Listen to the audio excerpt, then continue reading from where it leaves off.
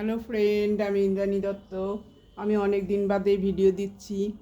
তোমরা জানো যে আমি হসপিটালে ভর্তি ছিলাম, তাই শরীরটা বেশ অসুস্থ ছিল। এখন একটু শরীরটা সুস্থ হয়েছে, তাই ভাবলাম যে আজকে একটু ভিডিও দিই। আজকে আমি দেখাবো বেগুন দিয়ে ইলিশ মাছের ঝোল। একদম সিম্পল, কিন্তু খেতে লাগে খুব ভালো। এ দেখো, কড়াইতে তেল গরম হতে বসিয়ে দিয়েছি। এবার দিয়ে দিচ্ছি বেশ খানিকটা কালো জিরে,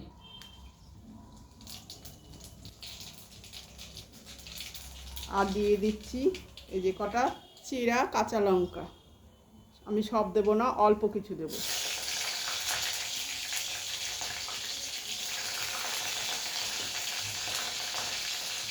এবার দেখো, কাঁচা লঙ্কা আর কালো জিরে থেকে সুন্দর একটা গন্ধ বেরোতে আরম্ভ করেছে।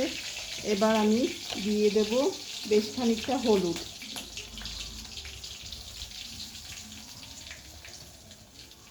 দেখো, তেলের মধ্যে দিয়ে দিলাম আমি বেশ খানিকটা হলুদ। এবার আমি কি দিচ্ছি, তোমরা পুরো ভিডিওটা দেখতে থাকো। এবার দিয়ে দিচ্ছি লবণ সামান্য পরিমাণ।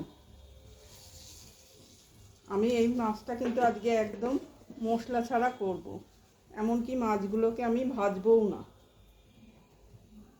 এতে কিন্তু টেস্টটা খুব ভালো হয় আর খুব হালকা হয়।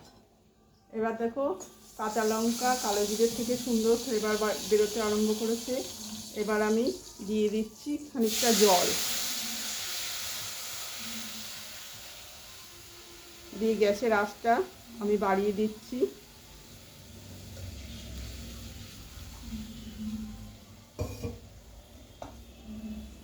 এবার আমি দিয়ে দিচ্ছি দেখো ধুয়ে রাখা বেগুনগুলোকেও আমি কিন্তু ভাজছি না।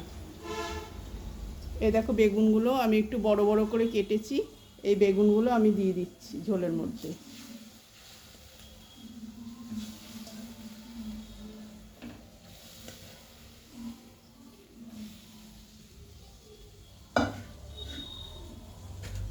এদিকে দেখো, এই যে ইলিশ মাছ খুব বড় পায়নি, ছোটোর মধ্যেই পেয়েছে। দিয়ে এই যে ইলিশ মাছ নিয়ে এসছে, এতে নুন হলুদ আমি ভালো করে মাখিয়ে নিচ্ছি। এ দেখো, এই মাছগুলো দিয়ে দেবো একটু পরে। বেগুনগুলো একটুখানি ঝোলের মধ্যে ফুটুক, তারপরে এই কাঁচা মাছগুলোই আমি দিয়ে দেবো। তোমরা পুরো ভিডিওটা দেখতে থাকো।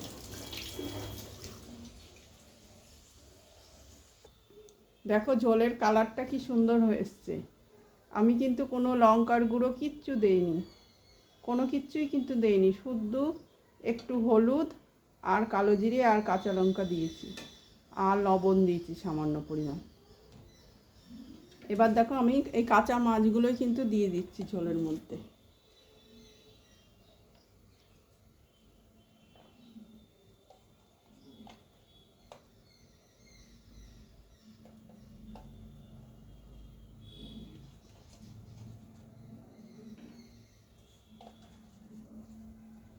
তোমরা কারা কারা এইভাবে মাছ রান্না করো, আমাকে অবশ্যই কমেন্ট করে জানাবে।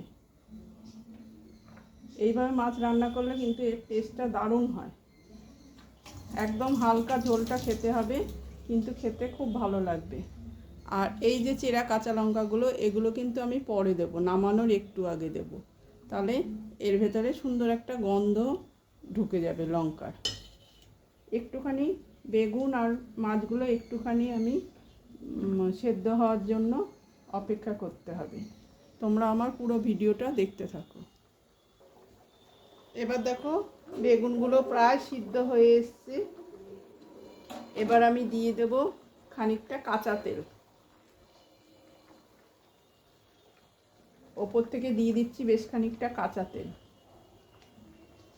আর এবার আমি দিয়ে দেব এই যে চেরা কাঁচা লঙ্কা, যেগুলো আগে আমি দেইনি, সেই কাঁচা লঙ্কাগুলো। আর একটু সামান্য পরিমাণ জল দিয়ে আমি একটু ঢাকা দিয়ে দেব, যাতে এই তেলের ফ্লেভার কাঁচা লঙ্কার ফ্লেভার মাছের মধ্যে সব ঢুকে যায়। একটুক্ষণ ফুটলে পরেই আমি কিন্তু এটাকে গ্যাসটাকে অফ করে একটা স্ট্যান্ডিং টাইমে রেখে দেব। এই দেখো, রেডি হয়ে গেছে আমার কাঁচা ইলিশ মাছের ঝোল। এই দেখো, বেগুনগুলোও সেদ্ধ হয়ে গেছে, মাছও সেদ্ধ হয়ে গেছে। এই মাছ তো বেশিক্ষণ সেদ্ধ হতে লাগে না। এই দেখো, এবার আমি এই 2-4 মিনিট ঢেকে রেখে, গ্যাস অফ করে 2-4 মিনিট ঢেকে দিচ্ছি, তারপরে তোমাদের পরিবেশন করে দেখাচ্ছি। তোমরা পুরো ভিডিওটা দেখতে থাকো। এই দেখো, একদম রেডি আমার ইলিশ মাছের কাঁচা ঝোল। এবার আমি এটা খাবো হচ্ছে গিয়ে সরু জিরা রাইস চালের সঙ্গে। আর আজকে আমি করেছি শাক ভাজা, বেশি কিছু রান্না করছি না। দেখো শাক ভাজা, এখনও ভাত হয়নি, আমি এখন ভাতটা করব, গরম গরম ভাতটা করব, করে সবাইকে খেতে দেব। এই ছিল আমার ভিডিও। যদি আমার ভিডিওটা ভালো লাগে তোমরা লাইক করবে, কমেন্ট করবে আর শেয়ার করে সবার মধ্যে ছড়িয়ে দেবে। আর সাবস্ক্রাইব করতে কিন্তু ভুলো না। আজ আর কি বলবো, অনেকটা দিন শরীর খারাপ ছিল, এখনও আছে, যাই হোক কাজ তো করতেই হবে।